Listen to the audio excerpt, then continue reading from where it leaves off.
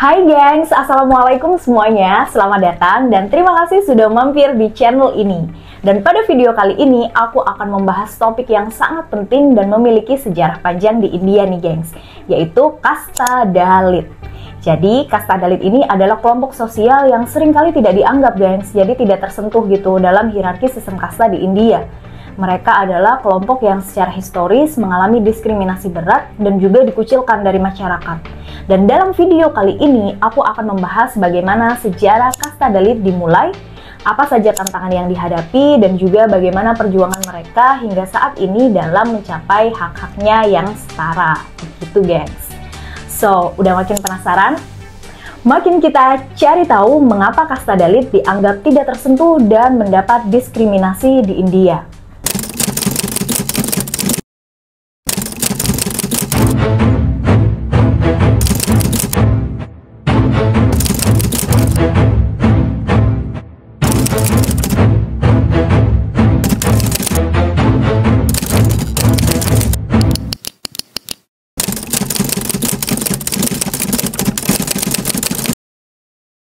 Sistem kasta di India adalah salah satu sistem stratifikasi sosial tertua di dunia yang berakar pada kitab suci Hindu, yaitu Veda. Dan sistem kasta di India ini sudah ada sejak ribuan tahun yang lalu dan asal-usulnya dapat ditelusuri kembali pada periode Veda sekitar 1500 sampai 500 sebelum Masehi. India's caste system has ancient roots but modern impact. Dan sistem kasta ini didasarkan pada pembagian kerja dan fungsi sosial yang tercantum dalam teks suci Hindu, yaitu Rig Veda. Istilah Dalit ini berasal dari bahasa Sanskerta yang memiliki arti teraniaya atau terinjak. Mereka disebut demikian karena Dalit adalah kelompok yang dianggap paling rendah dan paling kotor dalam masyarakat Hindu tradisional. The idea of caste originates from the Manusmriti, a book of laws for Hindus. It divides people into 4 castes on the basis of their profession. And outside this caste hierarchy lie the Dalit people, a caste deemed untouchable. The word Dalit comes from the Hindi word Dalan, meaning broken or oppressed. Dan sebagai yang tidak tersentuh, Dalit ini seringkali dilarang untuk menyentuh, bahkan bayangan dari kasta Dalit ini tidak boleh lebih tinggi terhadap kasta di atasnya. Karena hal ini diyakini bisa menyebabkan ketidaksucian, gengs. Gimana? Kalian udah kesel belum dengan diskriminasi yang terjadi? Jadi bayangan aja loh, gengs, nggak boleh lebih tinggi dari kasta yang lainnya. Apalagi dalam hal yang lain. Oke, aku lanjutin lagi ya.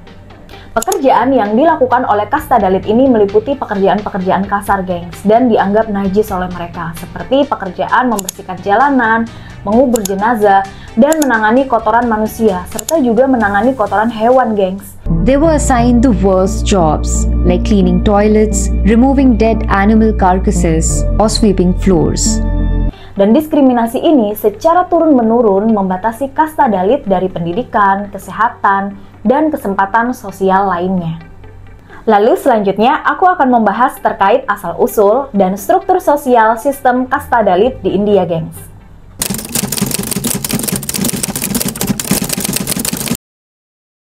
Dalam sistem ini, masyarakat terbagi menjadi 4 kasta utama, yaitu yang pertama, kasta kaum pendeta, Brahmana. Yang kedua, kesatria, kaum prajurit. Yang ketiga, waisya, kaum pedagang. Dan yang keempat, sudra, kaum pekerja. Di luar keempat kasta utama ini, terdapat kasta Dalit yang disebut sebagai kasta yang tidak tersentuh.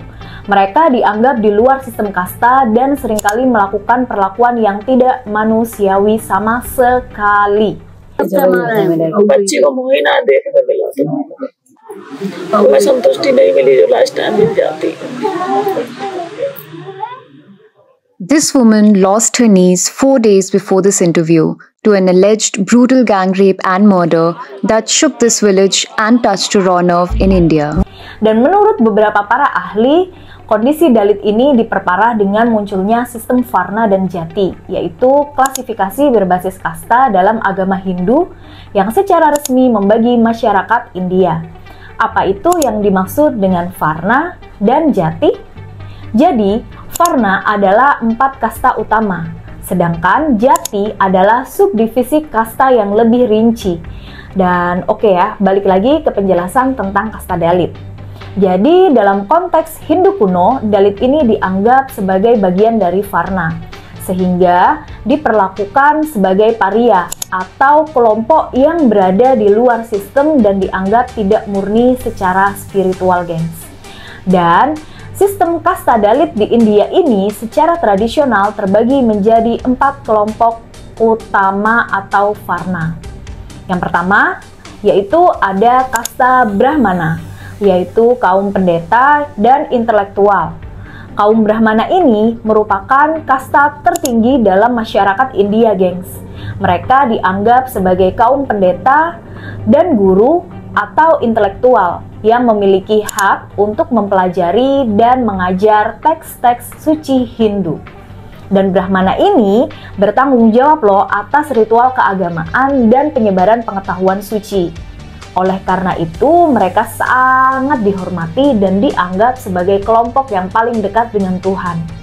Dan secara sosial, mereka memiliki status tertinggi dan banyak sekali hak-hak istimewa, termasuk perlindungan terhadap berbagai macam pekerjaan kasar yang dianggap tidak suci bagi mereka. Begitu, gengs. Kemudian, selanjutnya, yang kedua yaitu kasta Ksatria, yaitu kastanya para prajurit dan pemimpin. Ksatria adalah golongan prajurit dan penguasa. Mereka bertanggung jawab atas pertahanan dan perlindungan masyarakat, serta dalam pemerintahan dan administrasi. Jadi, kasta Ksatria ini biasanya berasal dari kalangan keluarga kerajaan atau aristokrat yang memiliki hak untuk menggunakan kekuasaan militer dan politik mereka. Mereka juga berada di posisi kedua dalam hierarki setelah Brahmana dan dianggap sebagai pelindung serta pemimpin masyarakat. Dan peran mereka ini dalam melindungi masyarakat menjadikan mereka sebagai simbol kekuatan dan juga keberanian, gengs. Nah, selanjutnya, yang ketiga ada kasta Waisya, yaitu kastanya para pedagang dan petani. Jadi Waisya adalah golongan pedagang, petani, dan pengusaha. Mereka ini bertanggung jawab atas ekonomi dan perdagangan masyarakat, termasuk pertanian, peternakan, dan perdagangan barang. Nah, Waisya ini memiliki peran yang sangat penting dalam kemakmuran ekonomi masyarakat, gengs. Walaupun berada di posisi yang ketiga, Waisya adalah kelompok yang penting dalam kehidupan sehari-hari dalam kondisi masyarakat. Karena mereka memastikan bahwa kebutuhan ekonomi dan perdagangan masyarakat ini harus terpenuhi. Begitu, gengs. Dan yang terakhir, yang keempat adalah kasta Sudra, kasta para pekerja yang melayani kasta lainnya. Sudra ini merupakan kasta yang dianggap paling rendah dalam sistem Varna. Mereka terdiri dari para pekerja dan juga pelayan yang bertugas melayani kasta-kasta yang lebih tinggi. Dan pekerjaan mereka ini seringkali melibatkan pekerjaan fisik atau yang dianggap kerja manual dan kotor, juga kasar, seperti pekerjaan di ladang, kemudian pembangunan, dan pekerjaan kasar lainnya. Dan kasta Sudra ini tidak memiliki hak untuk mempelajari teks suci Hindu atau mengikuti ritual keagamaan yang dilakukan oleh kasta-kasta di atas mereka. Begitu, gengs. Caste is a system that is very cleverly devised to divide people based on the work that they do. The first caste is the Brahmin caste, who are the temple priests. Then we have the second caste, who are the Kshatriya, who are the people who are the warriors, who protect the communities. Then we have the Vaishya caste, who are the businessmen or the traders. And then we have the Shudra, who like the smaller works like artisans. And below this caste is what is known as formerly the untouchables. Now we've taken on the name of Dalits. Dan di luar dari 4 Varna yang terdapat dalam kelompok, ini ada kasta Dalit, atau yang dahulu disebut sebagai yang tidak tersentuh, untouchables. Mereka dikecualikan dari sistem Varna dan dianggap di luar dari struktur sosial kasta. Jutaan orang, sekitar 25% dari populasi India yang berjumlah 1,3 miliar orang, dikelompokkan di bawah kasta terjadwal atau Dalit dan suku terjadwal atau Adivasis dalam konstitusi India. Adivasis adalah penduduk asli India yang telah terpinggirkan secara sosial dan ekonomi selama berabad-abad. Dan Dalit ini seringkali diberi pekerjaan yang dianggap paling najis atau terlarang, seperti menangani limbah, menguburkan mayat, atau membersihkan jalanan.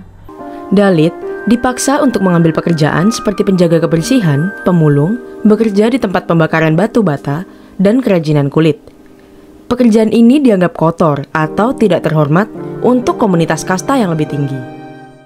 Dan diskriminasi terhadap kasta Dalit ini sangat kental dengan masyarakat yang ada di India, dan mereka seringkali menghadapi pengucilan sosial yang ketat, bahkan hingga sampai saat ini. Begitu, gengs. Dan berikutnya aku akan membahas tentang kehidupan kasta Dalit di India yang berada di bawah sistem kasta.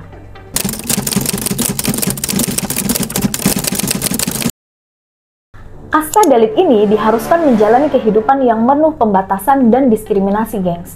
Mereka dilarang memasuki kuil dan mendapatkan pendidikan formal, atau bahkan menyentuh barang yang akan digunakan oleh kasta lainnya. Dan sentuhan orang Dalit ini dianggap akan mencemari individu dari kasta yang lebih tinggi. Wow, diskriminasi lagi. Yang pertama tadi dianggap tidak suci, yang sekarang dianggap mencemari. Gimana menurut kalian? Dan pemisahan ini juga mempengaruhi kehidupan sehari-hari, mulai dari pendidikan hingga kesempatan kerja. Dan dalam berbagai kasus, Dalit ini bahkan harus tinggal di pinggiran desa yang terpisah dari masyarakat lainnya. Dan pembatasan ini begitu kuat loh, gengs, sehingga hampir mustahil bagi kasta Dalit untuk mengubah status sosial mereka dalam masyarakat. Adapun diskriminasi yang mereka alami yaitu selain mereka dilarang masuk ke kuil nih, gengs, mereka juga tidak boleh berbagi sumur dengan kasta yang lainnya. Dan seringkali menghadapi kekerasan fisik jika melanggar batas sosial tersebut. Sedih juga ya dengan diskriminasi yang terjadi pada kasta Dalit ini. Kalau menurut kalian gimana, gengs? Coba tulis di kolom komentar ya. Karena kejadian dan perlakuan yang diterima kasta Dalit, beberapa para tokoh dan reformator berjuang dalam memperjuangkan hak dan juga kesetaraan kasta Dalit. Berikut adalah penjelasannya.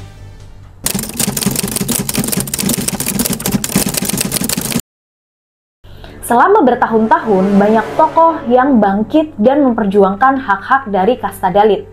Salah satunya adalah Dr. B.R. Ambedkar, seorang tokoh penting yang merupakan Dalit dan berjuang untuk menghapus diskriminasi terhadap kelompok ini.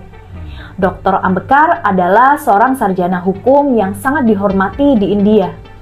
Ia menyusun konstitusi India pada tahun 1949 yang melarang diskriminasi berdasarkan kasta yang menjamin hak-hak yang sama untuk setiap warga negara yang ada di India.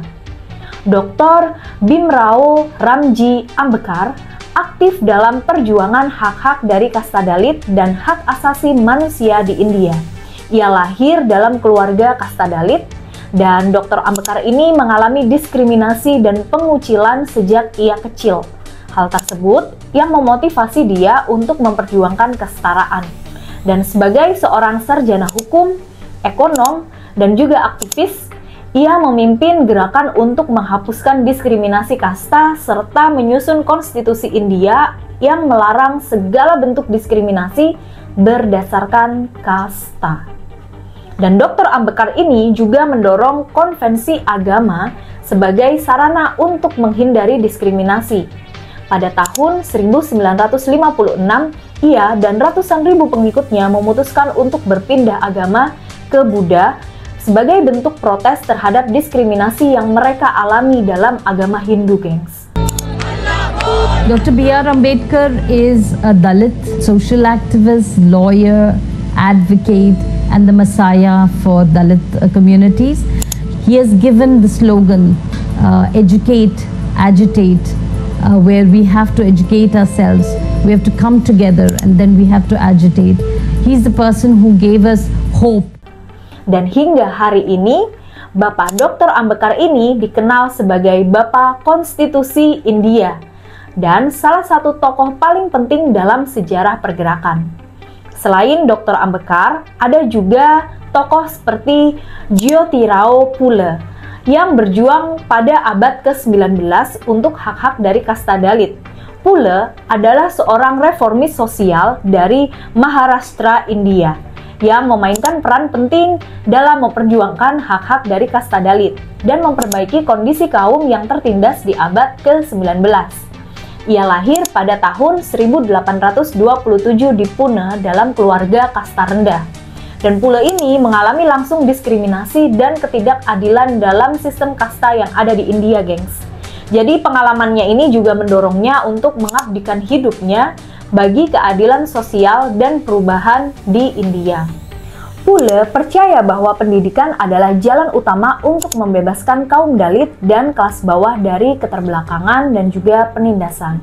Bersama istrinya, Savitribai Phule, yang juga seorang pendidik, Phule mendirikan sekolah untuk para perempuan pada tahun 1848 dan menjadikannya sekolah perempuan pertama yang ada di India. Langkah ini sangat revolusioner dan mengingat kondisi masyarakat pada saat itu yang melarang perempuan, khususnya dari kasta kelas bawah, untuk mengakses pendidikan. Dan Phule juga mendirikan beberapa sekolah untuk anak-anak dari kasta Dalit dan kasta kelas bawah. Hal ini mematahkan tradisi sosial yang kaku. Selain di bidang pendidikan, Phule berusaha keras untuk memerangi sistem kasta dan ketidakadilan sosial dengan mendirikan organisasi yang bernama Satya Sodak Samaj yang memiliki arti masyarakat pencari kebenaran pada tahun 1873. Organisasi ini juga memiliki tujuan untuk melawan diskriminasi agama dan juga kasta, gengs, dan memberikan tempat bagi kasta rendah dalam masyarakat India. Satya Sodak Samaj mendorong gerakan pembebasan, di mana kaum Dalit dan kelas bawah dapat menyuarakan ketidakadilan yang mereka alami, dan juga memperjuangkan hak-hak mereka tanpa campur tangan dari kasta yang ada di atasnya, gengs. Para tokoh ini dengan ideologinya dan perjuangannya bersatu dalam tujuan untuk menciptakan masyarakat India yang lebih adil, di mana setiap individu memiliki hak yang sama tanpa diskriminasi kasta. Dan berikutnya, aku akan menjelaskan kejadian-kejadian diskriminasi dan kekerasan yang terjadi pada kasta Dalit di India.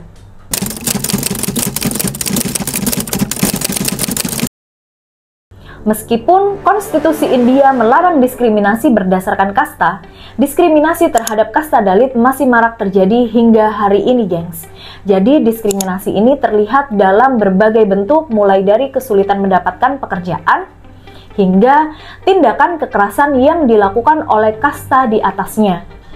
Dan menurut data dari pemerintah India, Dalit sering menjadi korban kekerasan, termasuk pembunuhan, penganiayaan seksual, dan penyiksaan.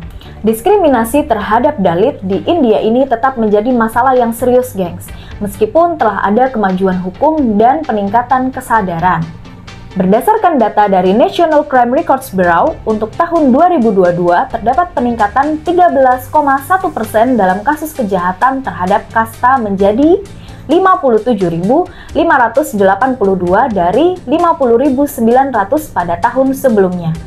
Ini menunjukkan tingkat kejahatan yang meningkat dari 25,3 pada tahun 2021 menjadi 28,6 pada tahun 2022. Kasus kekerasan pada suku ini juga meningkat 14,3% dengan jumlah total 10.064 kasus yang dilaporkan.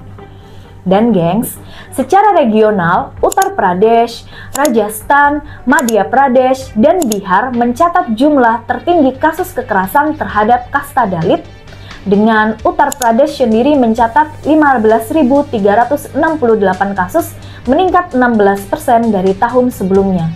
Sementara untuk Rajasthan dan Madhya Pradesh juga menjadi wilayah yang rentan terutama dengan kasus kekerasan yang tinggi terhadap perempuan kasta Dalit. Kenaikan ini dihubungkan dengan kelemahan dalam pelaksanaan undang-undang perlindungan, seperti Prevention of Atrocities Act, serta kurangnya penegakan yang kuat, khususnya di wilayah-wilayah pedesaan. Dalam hal diskriminasi struktural, kasta Dalit ini mengalami hambatan dalam pendidikan, kemudian pekerjaan, dan akses layanan publik yang memperburuk kondisi sosial ekonomi mereka. Dan situasi ini diperparah oleh fakta bahwa kasta Dalit dan Adivasi mewakili 32% dari semua narapidana di penjara India. Dan selanjutnya, aku akan menjelaskan perjuangan untuk menuju kesetaraan dan mendapatkan hak asasi manusia adalah sebagai berikut.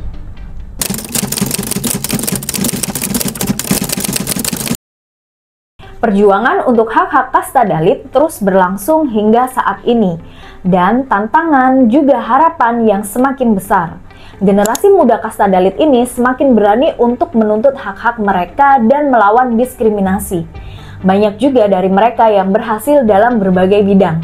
Hal ini menunjukkan bahwa meskipun sejarahnya penuh dengan diskriminasi, tetapi mereka memiliki potensi yang sama dengan kelompok yang lainnya, gengs.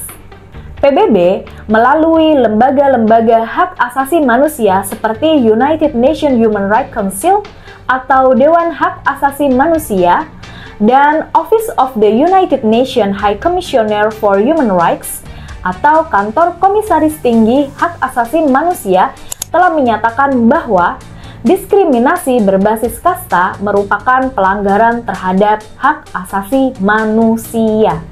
Dan diskriminasi kasta ini mengarah pada kekerasan, pengucilan, dan pelanggaran hak-hak ekonomi serta sosial, diakui sebagai pelanggaran yang serius terhadap prinsip kesetaraan yang dijunjung tinggi dalam Deklarasi Universal Hak Asasi Manusia atau yang disingkat dengan DUHAM. Apa itu yang dimaksud dengan Deklarasi DUHAM? Jadi, Deklarasi DUHAM adalah sebuah dokumen yang disusun oleh Perserikatan Bangsa-Bangsa atau PBB dan diadopsi pada 10 Desember 1948.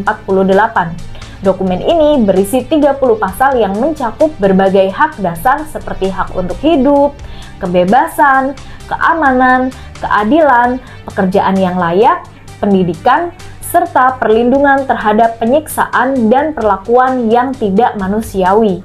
Dokumen ini menetapkan standar hak asasi manusia secara global dengan tujuan untuk melindungi martabat, kebebasan, dan persamaan hak bagi semua orang tanpa diskriminasi berdasarkan ras, warna kulit, jenis kelamin, bahasa, agama, dan status lainnya.